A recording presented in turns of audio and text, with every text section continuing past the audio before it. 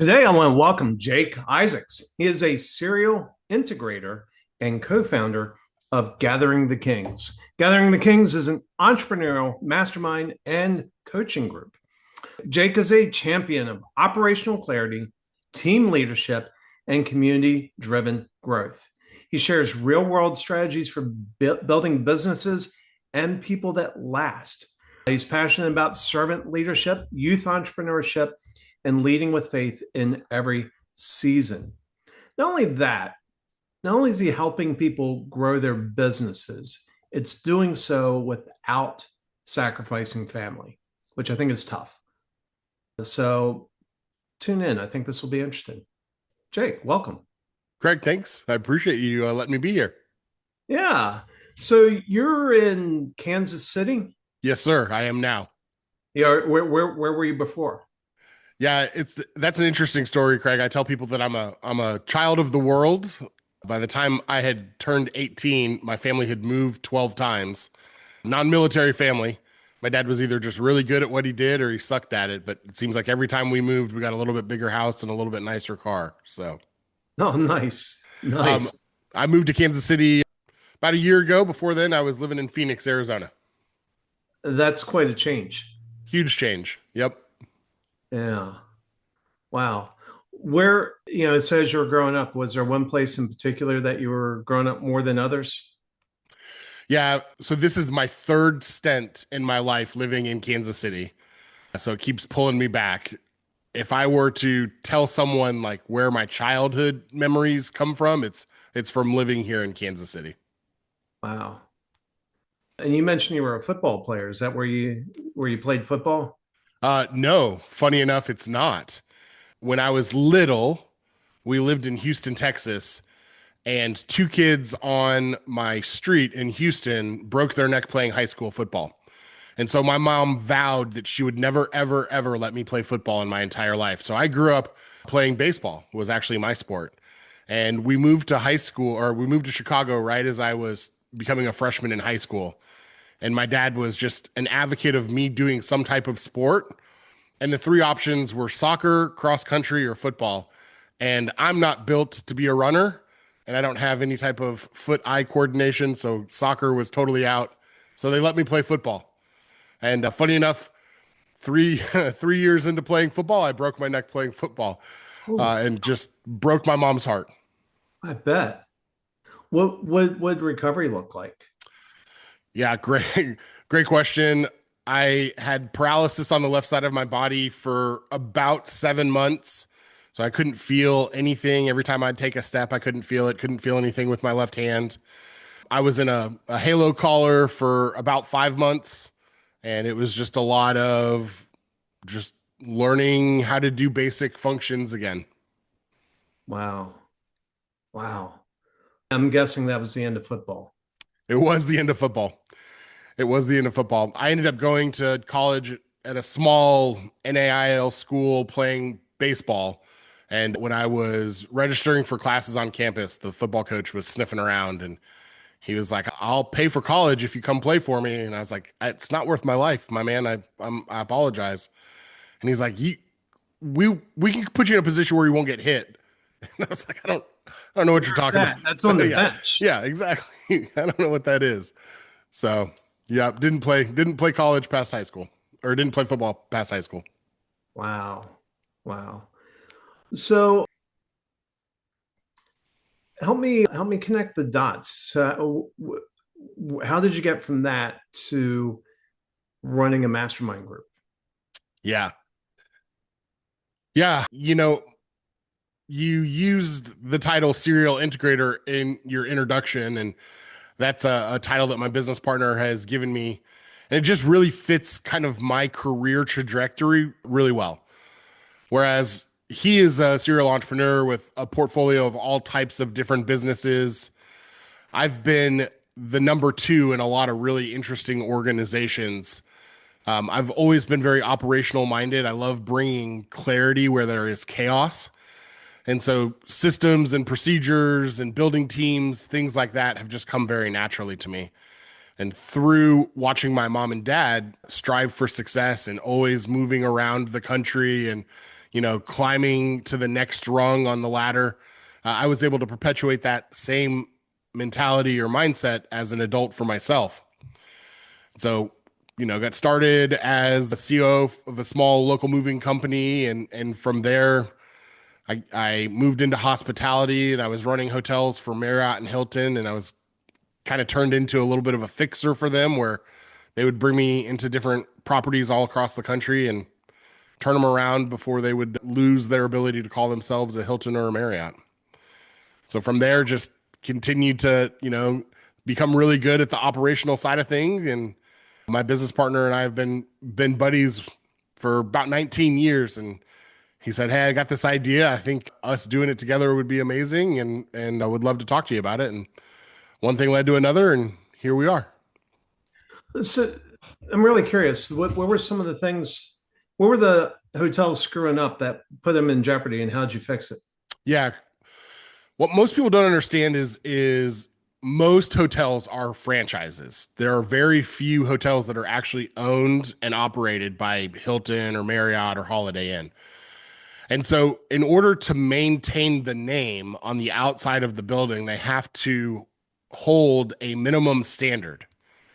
And that's around cleanliness, that's around food quality, that's around customer service, that's around maintenance, different aspects of the actual day-to-day operations of a hotel. And so for a franchise system like Hilton or a franchise system like Marriott, you can be in the red, what they call in the red, which means fail your standards for 3 quarters in a row. But if you fail it for the 4th quarter, then you're in jeopardy of losing your ability to call yourself a Hilton or a Marriott. And so I would go into a hotel that was either 2 or 3 quarters into the red and turn around the operations so the owner could continue to operate as a Hilton or a Marriott property. Okay, and what were some of the things that were broken? I mean, high level concept. I get what you're doing, but kind of nuts and bolts. What were Yeah.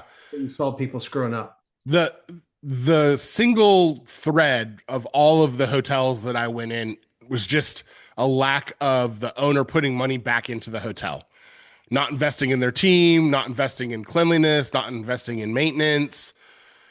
As you can imagine, if you've got guests that are lifting the toilet lid of a hotel toilet, 700 times a year, then it breaks down easily if someone's not paying attention to making sure that it stays tightened and those type of things. And really it's lack of attention from the owner and the manager around basic things, making sure that we're replacing the caulk on the shower tub so it doesn't get mildewy, you know, silly things like washing the oh my gosh, the shower curtain. Sorry. Like let's take the shower curtain actually off of the shower rod and go wash it. And just little things like that that bring a elevated level experience for the customers that you don't necessarily know, but can feel when you're in the room. Yeah. And I'm thinking about one brand. I don't want to say their name on air, but it's wild. I'll go into one of their hotels and it's like one of the nicest hotels I've stayed in. Then I go in another one and it's, the Roach Motel. The place is beaten down Yeah. and it's just such a dice throw. It becomes a little bit of a scary brand to book a stay with because I never know what I'm going to get. Right. Right.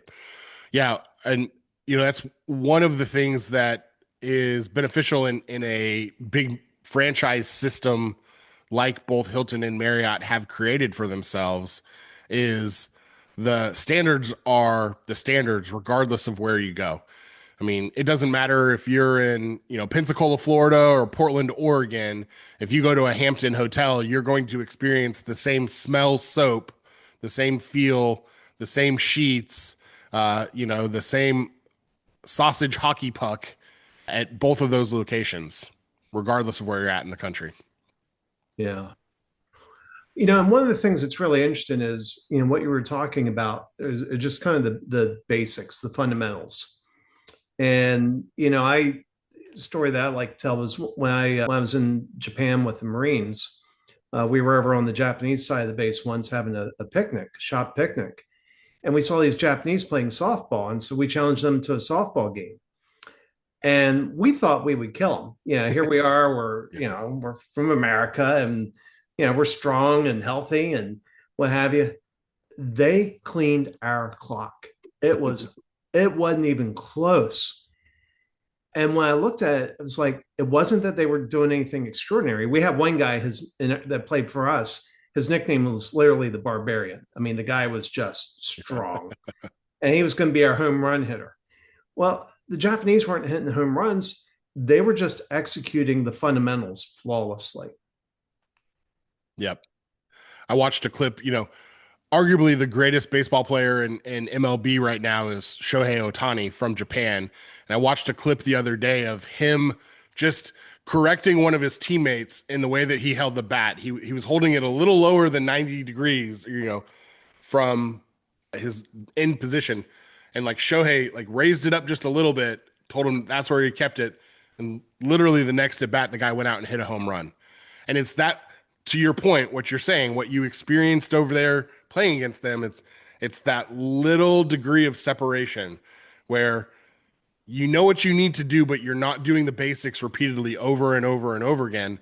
And the intentionality around doing the basics over and over and over again and just falling in love with the minutia of the unsexy things in business, that's the difference between success and someone who can never figure out what to do next.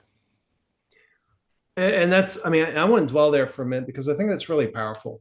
I mean, so I do marketing, and the thing you see in the marketing world is, oh, hey, this is the latest thing. We're doing these challenges or we're doing this. Yeah. And it's always some tactic that, delivered somebody like extraordinary a home run. And everybody's out hunting for the home run and they're not getting on base. Yeah, 100%. It's funny. We see that all the time with some of the entrepreneurs that we work with. The thing that got you to be successful, you want to change because you either have anxiety around doing the same thing over and over and over again, or you're seeing someone else, promote the new shiny penny. So you feel like you need to do that as well. And we go away from the things that got us to where we're at because it's no longer fun to do, even though it gets results. Yeah. Well, and something else that hit me as you were talking, it reminded me of this. A number of years ago, I realized that the margin of excellence is really, really small. And so let's stick with the baseball analogy. And you probably know these numbers. Last season, how many people batted over 300? Oh, not very many. Yeah, I mean, to be a career 300 or even to have a 300 season is a good season. I think the average batting or the average batting average for Major League Baseball last year was like 210 or something like that. Yeah. Which essentially means when you go to the plate, you're only going to get a hit 10 or 2 out of every 10 pitches that you're given. Yeah. Which is insane to think that you're going to fail 80% of the time. Yeah. So batting average of 200 is 2 out of 10 pitches. Right. How many do you think batted below 200? Oh, over 50% of the league. You'd be shocked. When I check these stats, I'm not a baseball guy, but okay. I like the analogy. Yeah. Last season, only 2 batted under 200. Really? Usually that number is 0. Wow. There's 750 batters in the league. Yeah. 9 batted over 300. 2 batted under 200. Historically, what it looks like to me, I don't know for certain, but if you're batting below 200, you're getting ready to get sent down to the minor leagues to work on your game. So the margin of excellence there between being the best of the best and fired is out of 10 at-bats, 1 extra time. That's crazy. Connecting with the ball 1 extra time. That's crazy. Yeah. And I think it's that way for businesses. I just think the margin of excellence is really, really narrow. We go we're out looking for home runs and we never get on base. Yeah, I think, the the nugget in what you're saying there is most people are going to quit because they don't hit the home run. And so they're just going to stop doing it altogether. I think that real success in business is boiled down to how much pain can you tolerate and how much endurance do you have? Just if you don't quit, you can't not win. Yeah. So, how does all this wrap into Gathering the Kings? First off, what is Gathering the Kings, and how does this all tie into that? Yeah, so Gathering the Kings is kind of a two-part system. We have a community feel to it, a community mastermind program. For those of your listeners that are familiar with Gino Wickman and the EOS system, Gino talks about all business owners need three things essentially to run a good business. They need a coach, they need a community, and they need a system, an operating system to apply to the business. And Gathering the Kings satisfies the coaching and the community aspect for business owners to be able to plug into. We are what I like to say is industry agnostic, but that's just kind of a fancy way of saying our business owners inside of our mastermind program do everything. We are not industry specific. We've got people in the trades, we've got people in financial services, we've got people in tech. And the cool thing about bringing people in from a lot of different fields and industries is it's a phrase we like to call the agitation of thought. You know, you as a marketer, Craig, can be talking about something that you're doing right now for your business, and that could rattle something loose for a client who runs a garage door company as a new and innovative a way to approach what you do inside of your industry into theirs. Yeah. And what does it look like? I mean, in terms of execution, if I show up, what does it look like? What happens? Yeah. So the majority of what we do, it's all virtual because we've got people from all across the United States that participate. We have like a high level strategy meeting once a month. It's on in the mornings once a month where we'll spend a couple hours together, like really getting into the nitty gritty of each other's businesses. People will come with problems, and as a group, we'll workshop different solutions and different ideas to kind of help them move to the next level of business and get unstuck.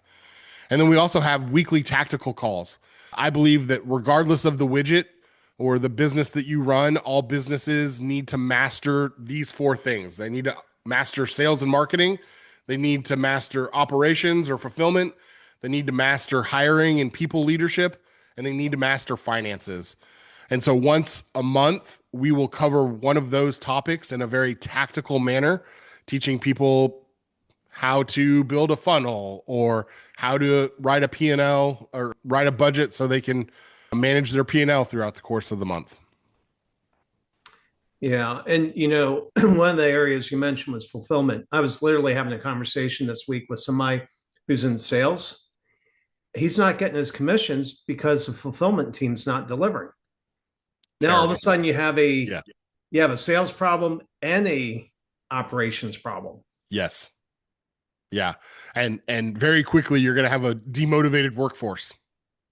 Yeah. That's fascinating. Now, why the name Gathering the Kings? That's a really interesting name. Yeah, we wanted something that was a little bit different, a little bit catchy, and we also believe that kingship is a mindset, right? That if you are someone who is a family-oriented entrepreneur, regardless of whether you're a male or a female, that you have a desire to provide for the people that are in your life, whether that's your immediate family or your community or your employees' families. And, good kings back in the day, they took care of the people around them. They provided opportunity. They carried weight. They protected. And so those are the type of people that we're interested in surrounding ourselves with. Neat. And what other things make stand out and I guess one of the things I'm thinking I saw a couple things that made me think it was a faith-based organization. Yeah, we do not affiliate ourselves as a faith-based organization. Both my business partner and I are men of faith, and I would say that 99% of the members of Gathering the Kings have some type of faith background that they subscribe to. It's not all necessarily Christian or Jesus loving, But in order to be successful in life, I think that you have to have an aspect of faith. And so it is something that we talk about, but we don't classify ourselves as a faith-based organization. I would say everybody has faith. I They, agree. even those that believe they don't understand, they just don't know where they're putting their faith. They don't fully realize it. 100%. I agree with you 100%. Yeah. Interesting.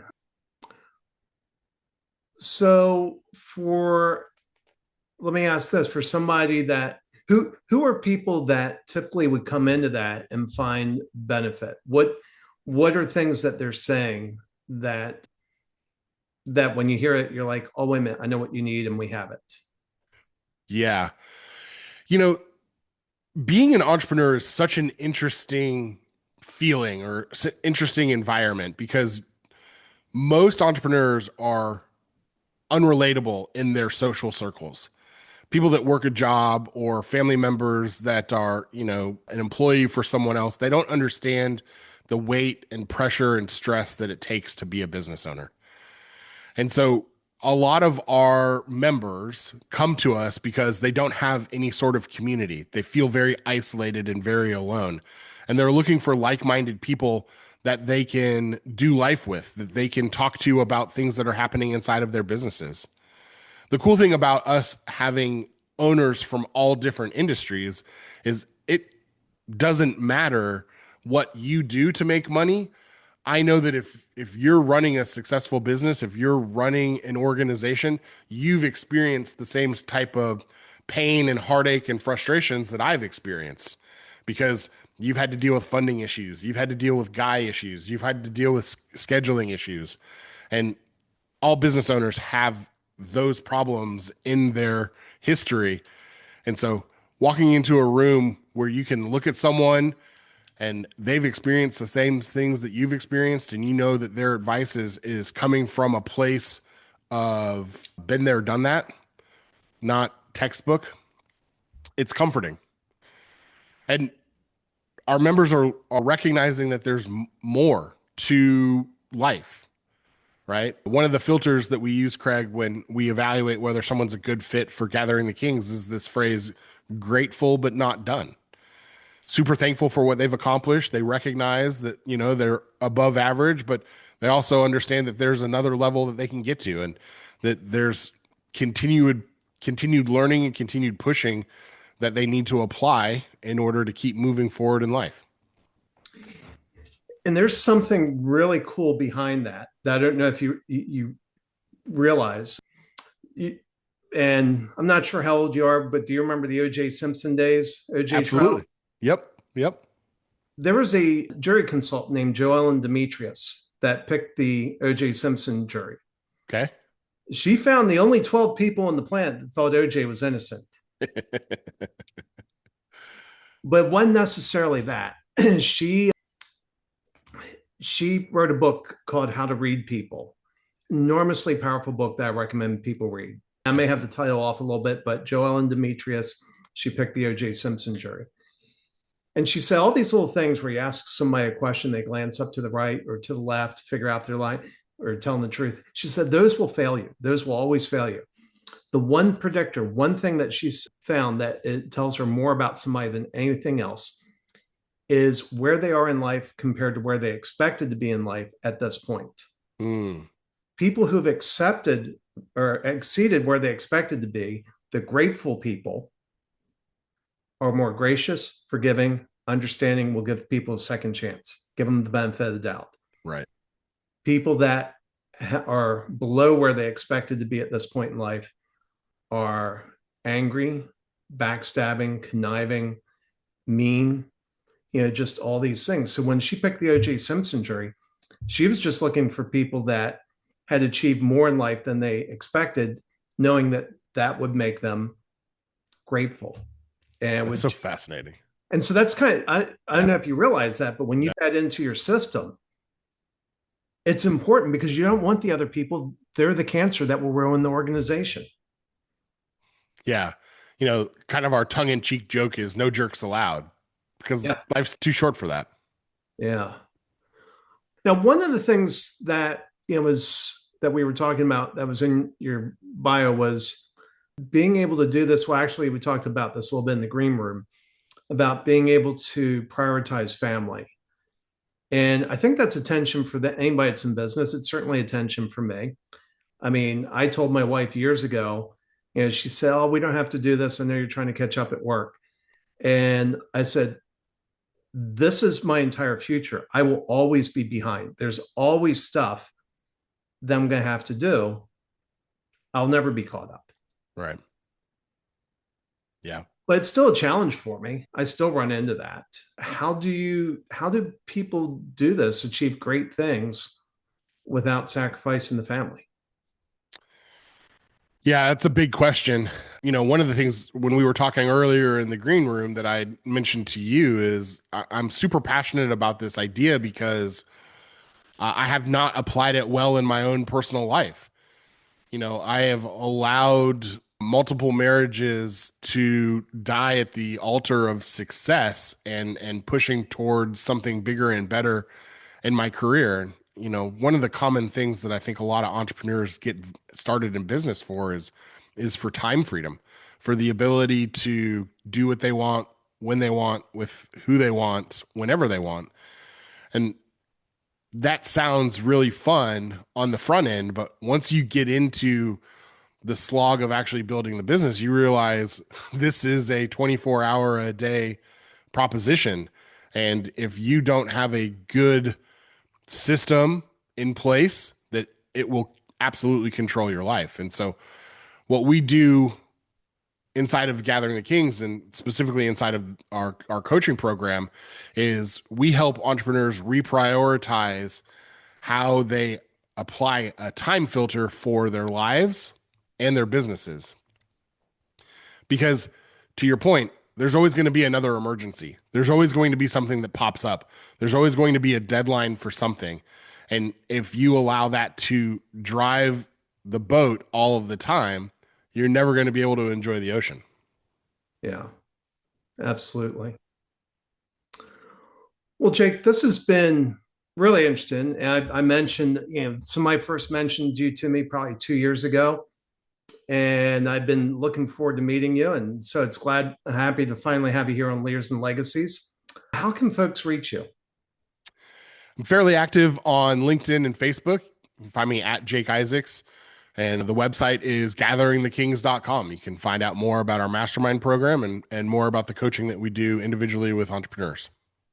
Excellent. Well, thanks again for coming on Leaders and Legacies. Thanks, Craig. Appreciate it.